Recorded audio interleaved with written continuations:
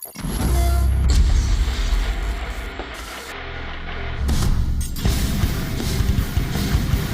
finest warriors are never developed on their own. While some are simply molded by their enemies, the best usually seek the wisdom of a master. Who, for some reason, is a weird old pervert, like Roshi, turtle hermit and teacher to Dragon Ball's greatest hero. And Jiraiya, the Toad Sage and instructor to the most famous ninja of all. He's Wiz and I'm Boomstick. And it's our job to analyze their weapons, armor, and skills to find out who would win a death battle. Goku is, without a doubt, one of the greatest martial arts champions of all time. Well, yeah, he's good enough to rival gods, become a Super Saiyan, and even master Ultra Instinct. But he never would have achieved any of it without the guidance of Master Roshi. A martial artist who's so powerful, there's only one thing in the world that can stop him. Well, two things really, if you get what I mean.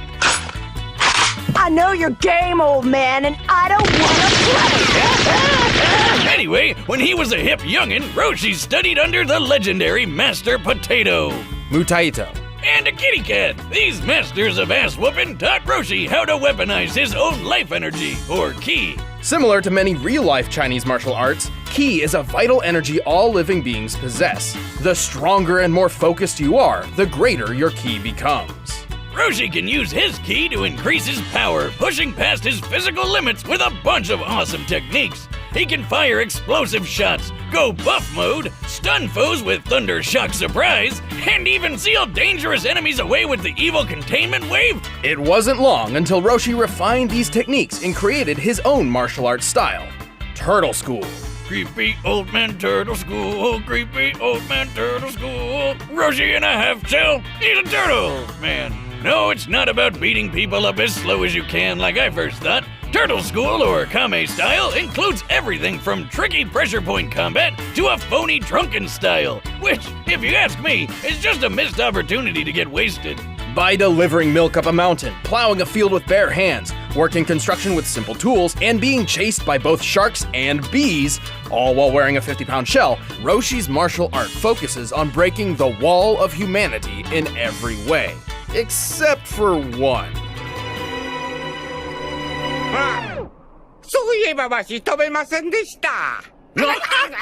Despite most of his students learning it at some point, flight is actually a technique developed by his rivals, the Crane School. Apparently, Roshi's just been a bit too stubborn to properly learn the skill, even after centuries of experience. How long has he been doing this? Well, it's a little vague, but thanks to either a pet phoenix he accidentally killed, or the mysterious paradise herb, he's just shy of 360 years old. Damn! I'm just impressed he can still get it up for the girls after all that time. Boomstick, that's... well, I mean, yes, I guess medically speaking it is quite impressive. Where can I get me some of this paradise grass? I want to be chasing tail for centuries. Good luck with that. But with all of those years spent honing his talents, Roshi dedicated 50 of them to developing one revolutionary technique. Kame! Kame! Ha! Anyway... Gotcha! Anyway... to be honest, devastating is an understatement. Well, yeah, he blew up a whole freaking mountain with it. This peak was inspired by the real-life flaming mountains in China, standing up to 2,600 feet tall. With this in mind, we can find that to pulverize such a mountain, Roshi's Kamehameha must equal nearly 4 gigatons of TNT. But that's small stuff compared to the time he obliterated the entire moon in about 5 seconds. That's gotta be worth, what, like 10, 20 mountains? Wiz, how many mountains make a moon? Well, more like 35 billion. To obliterate the moon in its entirety, the Kamehameha must have struck it with a force akin to 3 octillion tons of TNT. That's 27 zeros, by the way. Holy shit, Roshi's also super fast. He can fight an entire battle in a blink of an eye. Which might seem crazy, but Roshi is also able to snatch bullets out of the air that are fired at him from point-blank range. That gun looks like a British Sten, which can fire up to 600 rounds per minute at a muzzle velocity of nearly 1,200 feet per second. That means Roshi would have to react to the first bullet within 5 milliseconds. Additionally, each consecutive bullet would reach him just shy of 17 milliseconds apart. The maximum distance between any given shot looks to be about 3 feet, which means he would have to be moving at 180 feet per second in order to catch them all. Oh, if my hands could move that fast, I'd finally stop getting married. This speed is far from his limit, but Roshi's true talent is ensuring his students grow further and further than himself every day.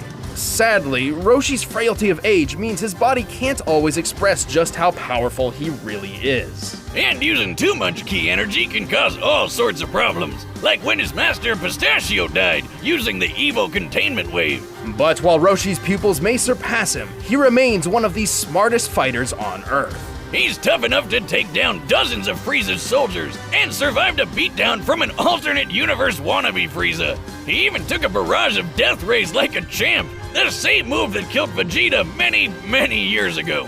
And in the Dragon Ball Super manga, Roshi is shown to be so collected in battle, his movements sort of emulate those of Ultra Instinct. Yeah, that's not technically canon, but it does go to show how far Roshi's training can take him.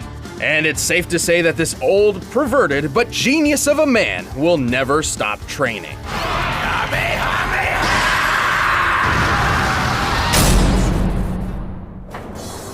Among the ninja of the Hidden Leaf Village, few are quite as impressive as Naruto Uzumaki.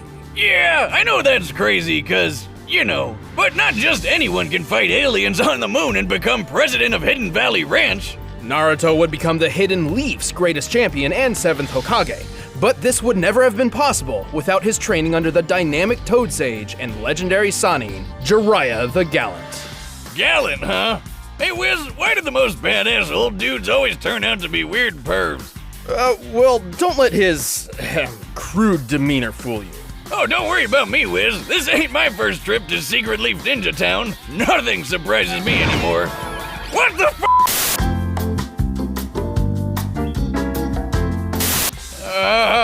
Anyway, Jiraiya originally learned the shinobi way from the 3rd Hokage, who taught him how to use his chakra to do ninja magic. Similar to ki, chakra is a form of life energy. In Hindu and Buddhist theologies, chakras are, in simplistic terms, gates within the human body which can be embraced to achieve enlightenment. However, in the world of Naruto, chakra is used to perform amazing ninja techniques called jutsus. Gesundheit. Thank you. Like most ninja, Jiraiya learned about 4 types of jutsus. Taijutsu, or hand-to-hand combat, ninjutsu, harnessing chakra as elemental weapons and tools, genjutsu, which covers illusion and mental manipulation, and senjutsu, a method of utilizing naturally occurring energy as an extension of one's self. Jiraiya mastered as many styles as he could, and even learned one of the greatest ninjutsu attacks out there, the Rasengan. With this, he gathers his chakra into a spinning orb of death modeled off the ultra-destructive tailed beast bomb. And that thing can wipe out a whole village all at once. And on the weird side, he can sharpen his twisted sister mane into a shield like a porcupine and fire the hairs out like a needle gun. Possessing a keen and mischievous mind, Jiraiya spent plenty of time developing brand new techniques, such as the invisibility jutsu, which you'd think would be perfect for stealth or assassination missions, but he actually developed it specifically for, research? Where else is a self-respecting writer supposed to get his, inspiration from? Clearly, Jiraiya sometimes took his tinkering a bit too far.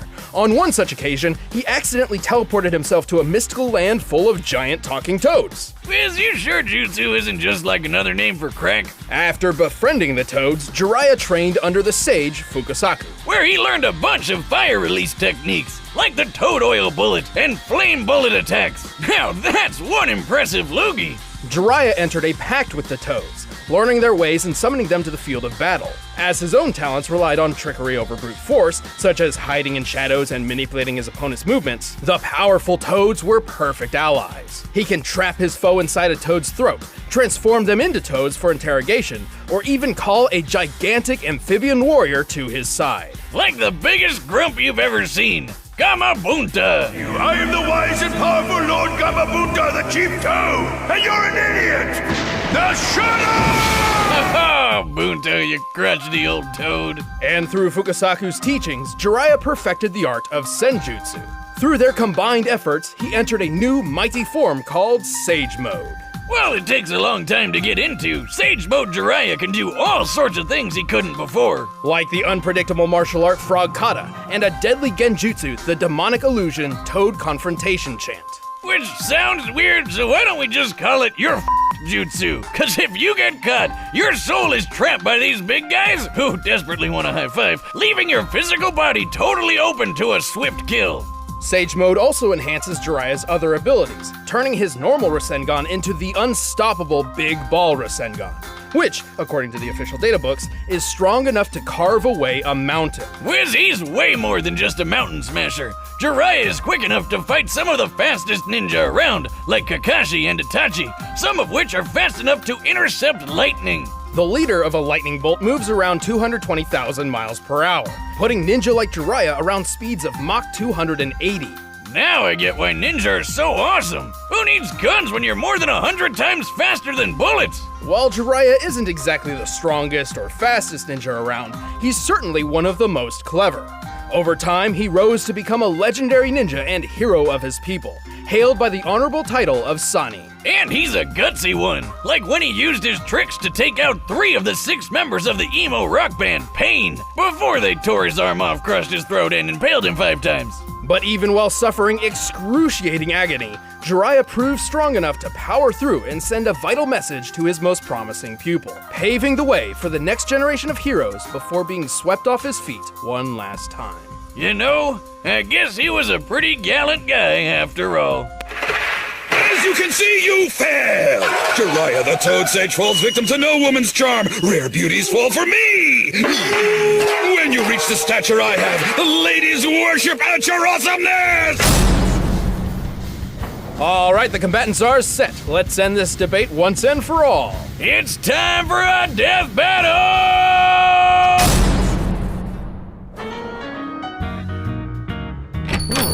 This store's really close by. I don't know why. Who's this geezer? Hey, fuzz for brains. Where are the pictures? It's just words in here.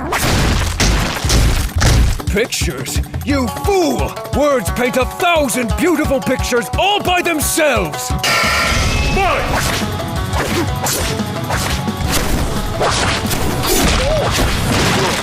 Please, don't take it personally. Not like you wrote the damn thing.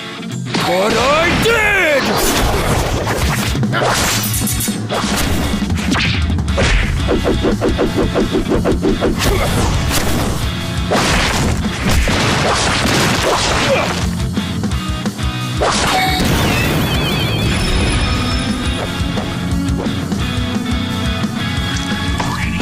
The heck is this?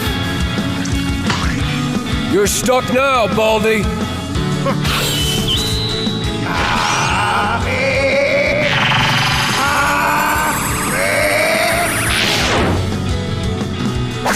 Woo!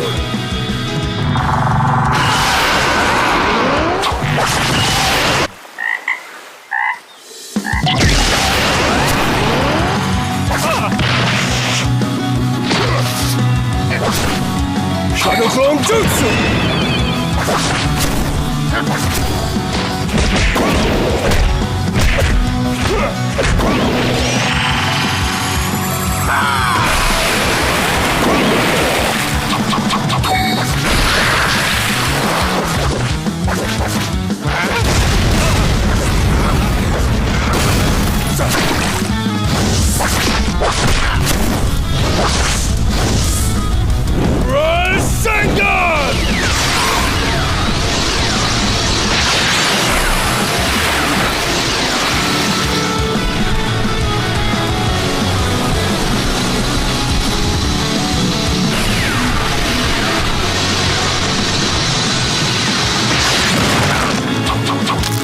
Summoning Jutsu!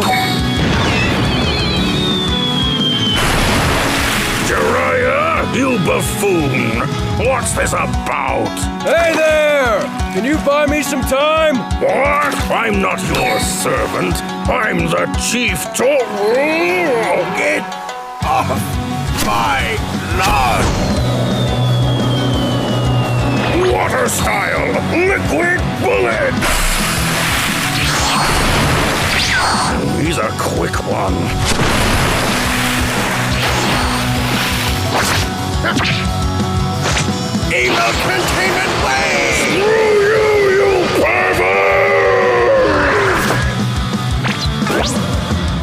a coward lets others do their fighting for them.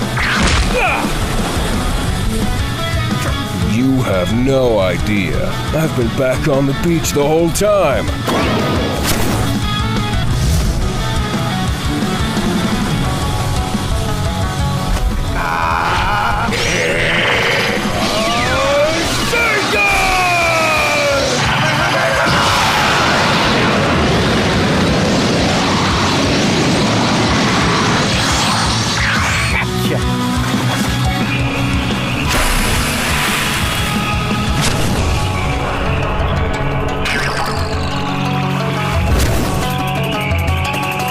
You old fool. I can't believe you fell for that. Let's end this.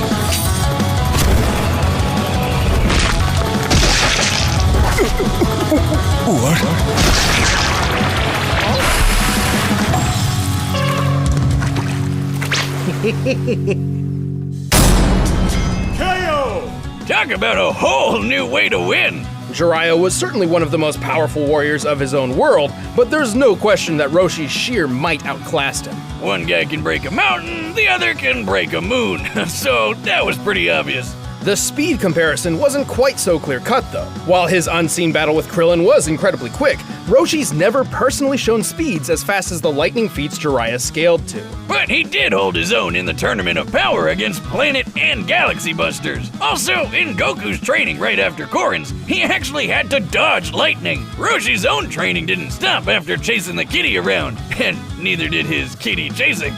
So, scaled to Goku's progress, it makes sense that he'd be able to match Jiraiya's speed, and probably even surpass it. Still, it would be reasonable to believe Jiraiya could use his tactical talent to outsmart and outlast Roshi. Except Roshi's a smart fighter too. Not only does he have way more experience thanks to his super age, but he's got an eye for traps in sticky situations, like when he figured out the illusion powers of the talisman fighter Derkori. And remember, it took only 15 seconds for Roshi's Kamehameha to reach the moon. Given the moon's distance of over 200,000 miles from the surface of the Earth, this means the beam must have traveled over 57 million miles per hour, more than 260 times faster than lightning. There was no way Jiraiya could avoid Roshi's trademark move for very long. Sure, Jiraiya might be a crafty ninja, but all that doesn't boil down to much more than tricks against someone like Roshi. Roshi was simply faster, stronger, and had way more experience. And that's why Jiraiya croaked when Roshi beat him to the punch. The winner is Master Roshi. Thanks for watching, everyone. If you want to see some exclusive commentary, make sure to click the box right over there. And if you want the battle music from this episode, you can download it by clicking the link below.